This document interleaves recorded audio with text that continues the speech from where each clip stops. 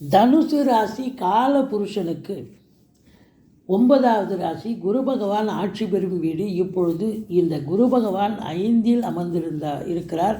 5ஆம் இடத்து அதிபதி செவ்வாய் ராசியில் அமர்ந்திருக்கிறார். பரிவர்த்தனை யோகம் அப்படின்னு சொல்லலாம். அப்போது குரு வீட்டில் செவ்வாய் வீட்டில் குரு அமைந்திருந்தால் இது பரிவர்த்தனை யோகம். இப்போது 1ஆம் இடமும் அமக்கலம் ஆகிடுது, 5ஆம் இடமும் சிறப்பாகிடுது. மொத்தத்தில் பார்க்கும்பொழுது கௌரவம், புகழ், அந்தஸ்து, செல்வம், செல்வாக்கு, தன்னம்பிக்கை ஏற்படும். பூர்வீகத்தில் நல்ல தகவல் வரும். குலதெய்வத்தினுடைய பிளெஸ்ஸிங் 100% கிடைக்கும்.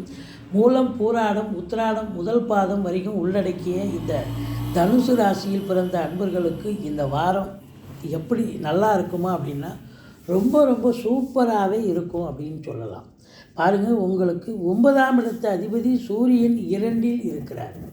7க்குடைய புதனும் 10க்குடைய புதனும் 2இல் இருக்கிறார். நல்லவன் நல்ல இடத்துல இருக்கிறது சிறப்பு. 9ஆம் இடத்தை குரு பார்க்கிறார். 9ஆம் இடத்து அதிபதி 2இல் இருக்கிறார். அதாவது தந்தை வழி சொந்தங்களால் அனுகூலம், தந்தையால் அனுகூலம், தந்தைக்கு சமூகத்தில் பேரு, புகழ், அந்தஸ்து உயரும்.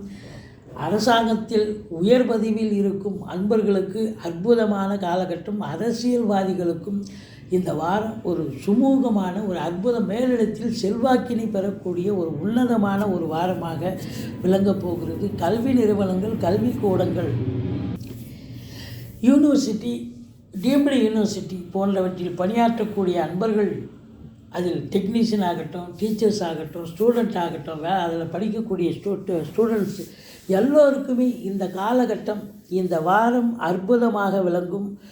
இன்ஸ்டியூஷனுக்கு நல்ல பேர் கிடைக்கும். டீச்சர்ஸுக்கு நல்லாசிரியர் விருதுக்கு ரெக்கமெண்ட் பண்ணுவாங்க. அதே போல் பார்த்திங்கன்னு சொன்னால் பிள்ளைகள் நல்லா படிப்பாங்க. இது வரைக்கும் 10ஓட 11 இருந்த பிள்ளைகள் எல்லாம் நம்பர் 1 நம்பர் 2 பொசிஷனுக்கு எல்லாருமே நல்லா படிக்கக்கூடிய ஒரு அமைப்பினை ஏற்படுத்தி தருவார்கள்.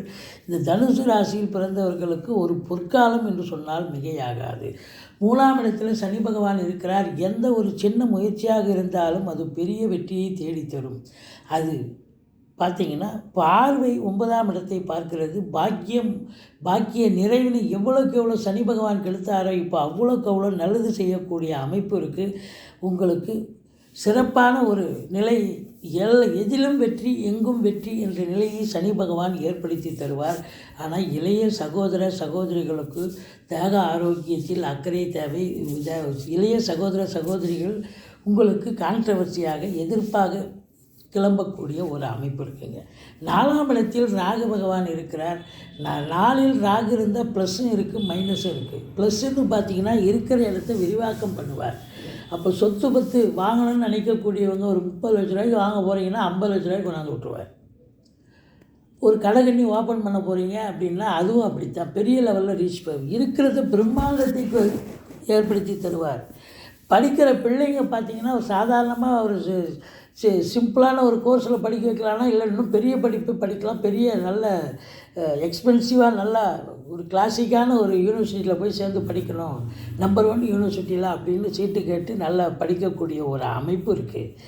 தாய்க்கும் தேக ஆரோக்கியத்தில் அக்கறை தேவை. தாய்க்கும் உங்களுக்கும் கான்ட்ரவர்சி வரும். மற்றபடி சொத்து வத்து வாங்கலாம், விற்கலாம். வாங்குறவங்க பார்த்திங்கன்னா உங்களுக்கு டாக்குமெண்ட்ஸை சரியாக பார்த்து வாங்குங்க. மற்றபடி குறை ஒன்றும் இல்லை. ஏன்னா செவ்வாய் பகவான் 4ஆம் வீட்டையே பார்க்குறார். அப்போது சொத்து வத்துக்கள் வாங்குவதற்கான ஒரு அமைப்பு இருக்குது. நிச்சயமாக அதில் இன்வெஸ்ட் பண்ணக்கூடிய ஒரு காலகட்டம் இது அமைந்திருக்கு அப்படின்னு சொல்லலாம். 5இல் குரு பகவான் இருக்கார். பரிவர்த்தனை யோகத்தில் செவ்வாய் வருகிறார். அப்போ பூர்வீகத்திலிருந்து நல்ல தகவல் வரும். ஒரு சிலர் பூர்வீகத்தில் கூட வீடு கட்டுறது, வீடு ஆல்ட்ரேஷன் பண்ணுறது, மனம் வாங்க, தோட்டம் வாங்க, துறவு வாங்க, வேலி போட, இப்படி ஏதாவது ஒரு வேலையை எடுத்துக்கிட்டு போவீங்க. மற்றபடி உங்களை பொறுத்தவரையிலையும் 7ஆம் இடத்து அதிபதி 2இல் இருப்பதால் வாழ்க்கை துணை அல்லது மனைவி உங்களுக்கு உறுதுணையாக இருக்கக்கூடிய ஒரு காலகட்டம். பத்திரிகை துறை, மீடியா துறை, எழுத்துத்துறை போன்றவற்றில் பணியாற்றக்கூடியவர்கள் இவங்களுக்கெல்லாம் ஒரு பொற்காலமாக விளங்கப் போகிறது. வாக்கு சாதுரியம் உடைய இந்த விருச்சிக ராசியில் பிறந்த அன்பர்களுக்கு நல்ல ஒரு ஃப்ளரிஷ் ஆகக்கூடிய ஒரு காலகட்டம். மொத்தத்தில் 9ஆம் இடத்தை குரு பார்ப்பதால் யோக பாக்கியங்கள் கிடைக்கக்கூடிய ஒரு அமைப்பு இருக்குங்க. அதாவது அரசு உத்தியோகத்துக்காக முயற்சி பண்ணுறீங்க அப்படின்னா கண்டிப்பாக அரசு உத்தியோகம் கிடைக்கும். ஒரு சிலர் மெடிக்கல் லைனில் சேரணும் அப்படின்னா என்ன, செவ்வாயும் சனியும் நல்ல நிலையில் இருக்கிறதால மெடிக்கல் லைன் அல்லது இந்த டெக்னிக்கல் லைன்லேயும் சேரணும் அப்படின்னா அதில் சேர்ந்து படிக்கக்கூடிய ஒரு அமைப்பு இருக்குங்க.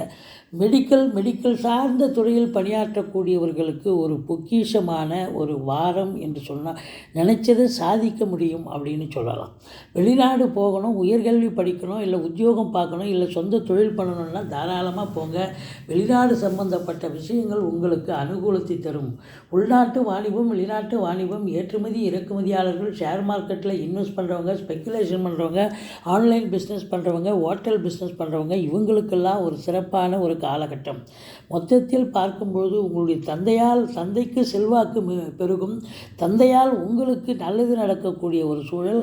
அரசாங்கத்தில் உயர்பதியில் IAS, IPS, IFS போன்ற உயர்பதியில் இருக்கும் அன்பர்களுக்கு மட்டுமல்ல, IPS அதாவது காவல்துறை, தீயணைப்புத்துறை, மருத்துவத்துறை, இராணுவத்துறையில் பணியாற்றக்கூடியவர்கள், இன்னும் பிற அரசு ஊழியர்கள் அத்துணை பேர்களுக்கும் நல்லது நடக்கும். ரெகக்னேஷன் கிடைக்கும். செல்வாக்கினை பெறுவீர்கள். நல்லா வேலை பார்க்குறீங்க அப்படின்னு. ஒரு சிலர் ஆன்மீக பயணமாக வெளிநாடு போயிட்டு வரக்கூடிய ஒரு சூழலும் ஏற்படக்கூடிய அமைப்பு இருக்குங்க. மொத்தத்தில் உங்களுக்கு ராகு 4ல் அமர்ந்து அது 10ஆம் இடத்தை பார்க்கிறது. 10ல் கேது பகவான் இருக்கிறார். உங்களை பொறுத்தவரையிலையும் 10ல் கேது இருந்து குரு பார்க்கல. அதனால் இருக்கிறத வச்சு தொழிலை மெயின்டைன் பண்ணுங்கள். அதுவே நல்ல ஒரு வியாபாரத்தை ஏற்படுத்தி தரும். தொழில் நல்லா போகும். மேற்கொண்டு தொழிலில் இன்வெஸ்ட்மெண்ட் பண்ணுறேன்னு சொல்லிட்டு பண்ணாதீங்க. கடன் காட்சிகள் அதிகமாகும். ஆனால் உங்களுக்கு பணம் பல வகையில் இருந்து பையை நிரப்பும். பாருங்கள், ஷேர் மார்க்கெட்டில் நீங்கள் போட்டு வச்சுருக்கலாம்.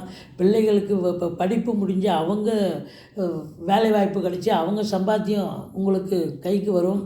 அதே வாழ்க்கை துணை அல்லது மனைவி அவங்க சம்பாதிப்பாங்க. அதனால் ஒரு நிலை, அசையா சொத்துக்கள் மூலம் வருமானம்.